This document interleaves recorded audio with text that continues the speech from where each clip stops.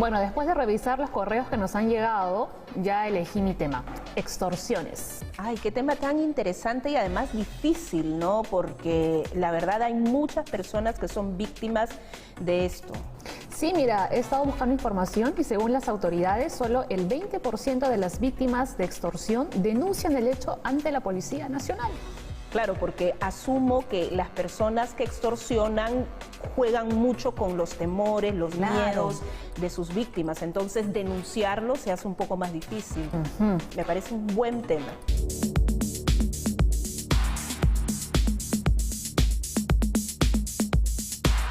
Mira, acabo de encontrar que cuando uno es víctima de extorsión, puede reportar el caso a la central de emergencias de la policía llamando al 105.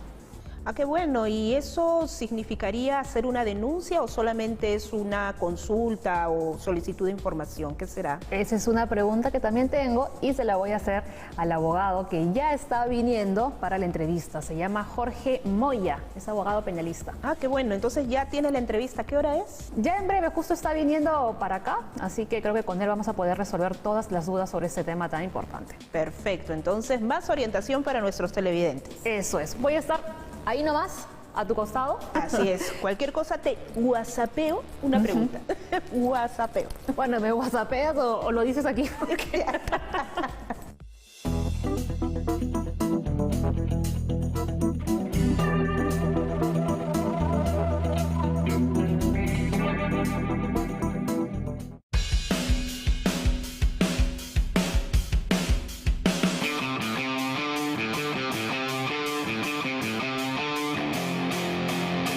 Doctor Jorge Moya, ¿cómo está? Muchísimas gracias por haber venido tan rápido aquí a nuestro programa, Caso por Caso.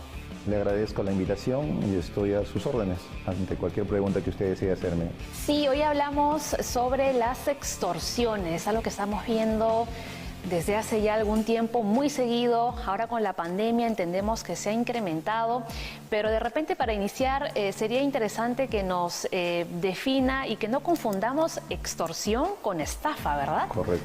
Cuando hablamos nosotros de una extorsión, es cuando una persona, correcto, mediante actos de violencia o amenaza, obliga pues a una persona natural o a una persona jurídica también, a hacer algo y entregar a cambio, por ejemplo, ¿no? Vamos a poner un caso práctico, dinero a cambio de. Si bien en nuestra legislación el delito de extorsión está normado por el artículo 200, la casuística que nos ha dado la propia sociedad se ha encargado pues de repente comenzar a delimitar ciertos tipos de extorsiones. La extorsión que la sociedad lo ve pues ahora con este tema de masificación de redes que se conoce mucho es la extorsión carcelaria, ¿no? Haciendo estas llamadas telefónicas pues a diversas personas, ¿no? Haciéndoles creer de que ellos pueden atentar contra la vida de estas personas. Déjenme decirles que en algunos casos puede ser cierto. En otros casos son tácticas delincuenciales que tienen estas personas, ¿no? de mal vivir para obtener un beneficio económico a cambio de. Otro ejemplo práctico que también se da pues en nuestra sociedad son estos famosos llamados como cupos, ¿no? Que se dan estas extorsiones en las construcciones. Son grupos de personas que asisten a estas diversas construcciones que se da pues en nuestra gran urbe, no solamente en Lima metropolitana, sino también en los aledaños, a efectos de poder practicar estas acciones extorsivas a cambio de ¿qué? De presuntamente darle seguridad para que ellos puedan desarrollar estas actividades de construcción. Se prestan pues estas personas para querer cometer este tipo de delitos, este tipo de latrocinios. El delito de la extorsión, ¿qué derechos vulnera? El derecho, en el primer lugar, el derecho a la libertad, correcto, el derecho a la tranquilidad.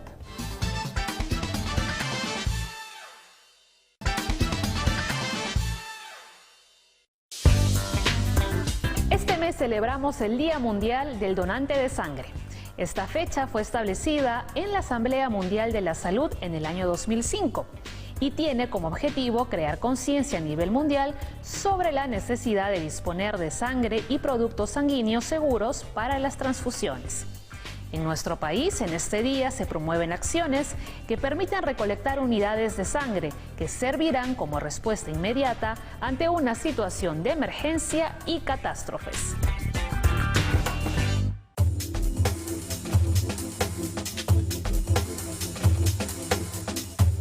¿Qué derechos vulnera el delito de la extorsión? El delito de la extorsión, ¿qué derechos vulnera? El derecho, en el primer lugar, el derecho a la libertad.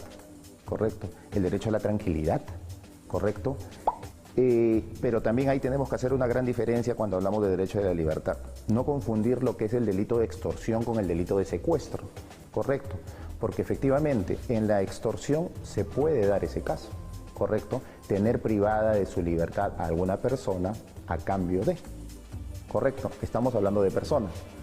Si hablamos, por ejemplo, de un bien mueble, estas personas que se dedican pues a robar vehículos en toda Lima metropolitana y los aledaños y después hacer estas llamadas extorsivas y pedir a cambio un dinero por su propio vehículo, ¿no? Algo increíble. Hemos visto también estos casos de a veces que llaman por teléfono haciéndose pasar por un familiar, ¿no? Que de repente ha sido detenido por la policía o que ha tenido un accidente y piden que me tienes que dar en este momento todo lo que tengas en la casa. ¿Eso es extorsión o no? A ver, estas llamadas a las cuales tú refieres, volviendo a la primera pregunta que me hiciste y te agradezco, que debemos diferenciar, ¿no? Extorsión y estafa.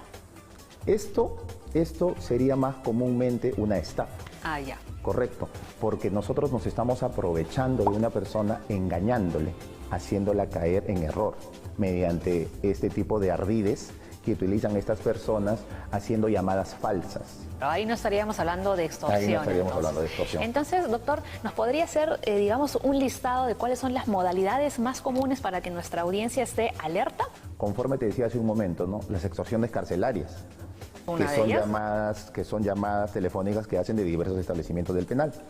Por ejemplo, las extorsiones también que hacen estas llamadas por secuestro express, ¿no es cierto? Y pretendiendo y en algunas oportunidades logrando tener a una persona retenida, privada de su libertad y pidiendo cambio algo. Por eso es que hace un momento, y hago un paréntesis ahí, dividir y separar lo que es extorsión y lo que es secuestro. Porque son dos cosas muy diferentes. Porque el secuestro es propiamente dicha de frente privar de su libertad a alguien, que incluso puede terminar en otro tipo de delitos. Correcto. Entonces, la propia casuística es la que te da tipo de extorsiones. El Código Penal no te dice extorsión de tal tipo o extorsión de otro tipo. Es tal cual. Y ahí, doctor, ¿qué hacemos? Si somos víctimas de una extorsión, ¿llamamos a la Policía Nacional? Lo que pasa de que ¿O vamos a una comisaría? ¿Cómo es? La primera acción que hace este tipo de personas, ¿cuál es? No llames a la policía porque va a ser peor. Claro. Pero lo que nosotros tendríamos que hacer por un tema de seguridad, ir a una comisaría o directamente a la fiscalía y asentar una denuncia. ¿Por qué? Porque a veces pues uno dice, no, pero tengo temor de que me vaya a pasar algo a mí. Claro, a mi porque familiar. estas personas te trabajan el miedo, te trabajan psicológicamente. Exactamente, has tocado un punto muy importante, ¿no? Te trabajan en la psicología. Y a veces, si vamos a hacer un porcentaje, y eso ya se encargaría de lo que es el rubro de las estadísticas, que sería bueno en algún momento también citarlo, ¿qué tantas llamadas de estas son ciertas y no? ¿Correcto? Y de ahí determinar también cómo poder actuar y repeler esto, ¿no? Repeler esto, y estoy hablando de una tarea del Estado, ¿no? De una tarea del Estado que tiene que ser una tarea, pues, macro, ¿no?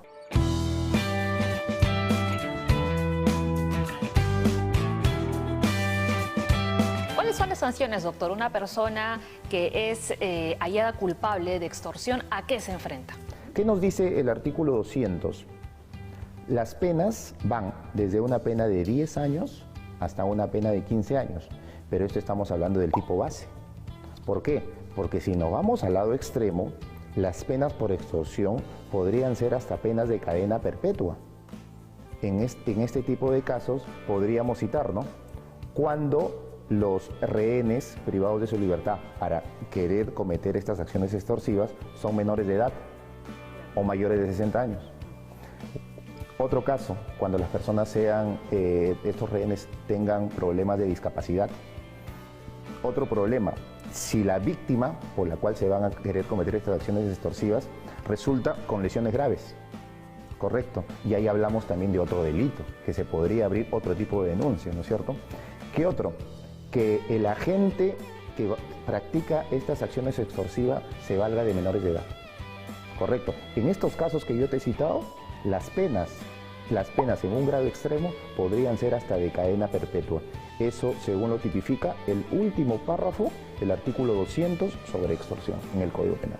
Perfecto, doctor. Así Ya es. para finalizar esta entrevista, ¿cuáles serían las recomendaciones finales, ¿no?, que le daría a nuestra audiencia para evitar ser víctimas de una extorsión? En primer lugar, desconfiar mucho de estas llamadas que uno recibe de manera sorpresiva, tanto pues al teléfono fijo, al teléfono celular, vía correo electrónico, vía WhatsApp. Ahora pues tenemos múltiples vías por las cuales estas personas pueden llegar a nosotros, ¿no? En el supuesto caso que nosotros podamos recibir o contestar una llamada, ¿no es cierto?, no dar ningún tipo de información. Otro tipo de recomendaciones de nosotros que podríamos dar, ¿no es cierto?, ahora que estamos con este tema pues de las redes sociales, ¿no?, evitar de repente pues en esta red social del Facebook, del Instagram, ¿no es cierto?, publicar pues ciertos, ¿qué le digo?, ciertos temas... O cierto contenido. Sí, de cierto contenido de que uno pues está mejorando en su vivir, está mejorando en su modo de vida, haciendo empresa. Otro punto más que nosotros podríamos también revisar y decirles a nuestra teleaudiencia, mantener de repente nuestros perfiles, tanto en cualquier red social que nosotros tengamos acceso, privados, para que ninguna persona X sea particular, que no sea tu contacto o tu amistad, pueda tener acceso a ellas, ¿no? Y doctor, y llamar al 105, ¿verdad? Para alguna... El 105, para que es alguna la denuncia. llamada de emergencia, pero yo en este caso yo recomendaría, si nosotros no tenemos nada que temer, ir directamente a la comisaría más cercana, asesorarse bien por una persona capacitada, en este caso, ¿no?, por un hombre de leyes, para hacer una denuncia consistente. Porque muchas veces también pasa eso, ¿no? Una persona natural va a una comisaría, pero lamentablemente, pues, si uno no maneja estos temas de hacer una buena denuncia, esta denuncia a veces queda en un papel, encarpetada, y no llegamos a nada. Perfecto. Doctor, muchísimas gracias por haber estado en Caso por Caso y por habernos orientado de la mejor forma sobre este tema. A ti, Paola, te agradezco por la oportunidad y espero vernos en alguna otra oportunidad. Desde luego que sí. Gracias. Gracias a ustedes.